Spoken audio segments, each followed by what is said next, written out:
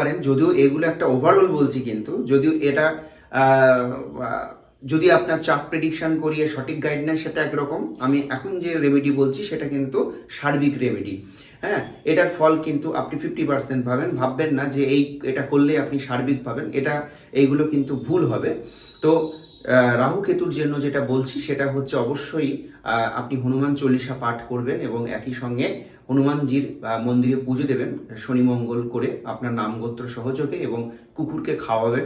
আর বৃহস্পতির বেটার ফলের জন্য প্রত্যেক দিন কোনো একটি মন্দিরে যান, সেখানে 16 আনা বা 1 টাকা দক্ষিণা দিন, এবং দরকার পড়লে কোনো বিপ্রকে কোনো ধাতব দ্রব্য দান করুন যেটা তিনি ব্যবহার করবেন।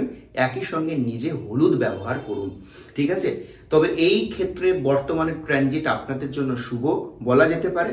মিশ্র ফল আপনি অবশ্যই পাবেন, কিন্তু শুভ আরও পেতে গেলে আপনার বৃহস্পতিকে বেটার হতে হবে এবং রাহু কেতুকে শান্ত